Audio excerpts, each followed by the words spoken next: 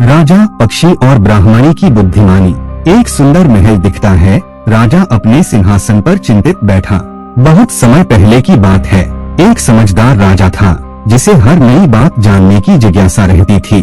उसके महल के आंगन में एक बकौली का पेड़ था। हर रात एक रहस्यमय पक्षी आकर उस पेड़ पर बैठता और चारों पहरों में 4 अलग अलग बातें कहता। रात का समय पक्षी पेड़ पर बैठकर बोलता है। पहला पहर, पक्षी कहता, किस मुख दूध पिलाऊं, किस मुख दूध पिलाऊं। राजा यह सुनकर सोच में पड़ जाता, लेकिन अर्थ समझ नहीं पाता।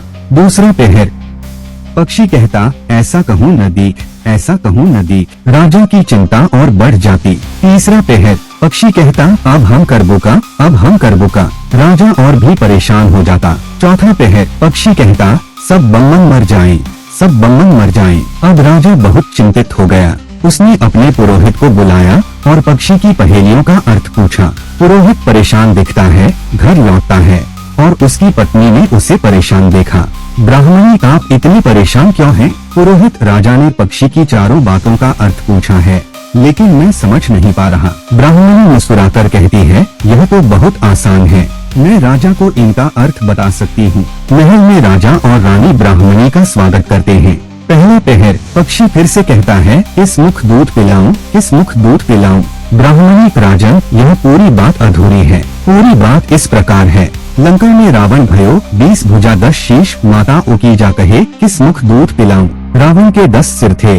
उसकी माता सोचती थी कि किस मुख से उसे दूध पिलाऊं। राजा, बहुत बढ़िया। दूसरा पहर, पक्षी कहता है, ऐसा कहूँ न दीख, ऐसा कहूँ न दीख। ब्राह्मणी, इसका अर्थ है, घर जम नवदीप बिना चिंता को आदमी, ऐसा कहूँ न दीख, ऐसा कहूँ न दीख। पूरी दुनिया में ऐसा कोई व्यक्ति नहीं जिसे कोई चिंता न हो। राजा, सच कहा। तीसरा पहर, पक्षी कहता है, अब हम करबो का, अब हम करबो का।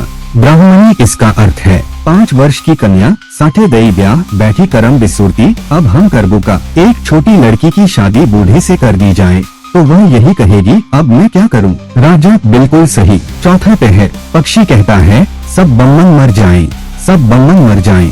राजा चिंतित हो जाता है। ब्राह्मणी, राजन, यह भी अधूरी बात है।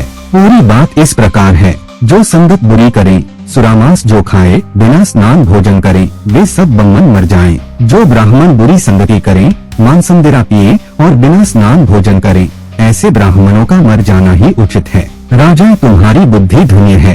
राजा ब्राह्मणी को इनाम में कपड़े और गहने भेंट करता है। इस प्रकार ब्राह्मणी की बुद्धिमानी से राजा की समस्या हल हो गई। इस कहानी से हमें सीख मिलती है कि सही ज्ञान और समझ से हर समस्या का हल निकाला जा सकता है। राजा प्रसन्न मुद्रा में ब्राह्मणी को सम्मानित करता है। बुद्धिमानी और सही ज्ञान से हर समस्या का समाधान संभव है।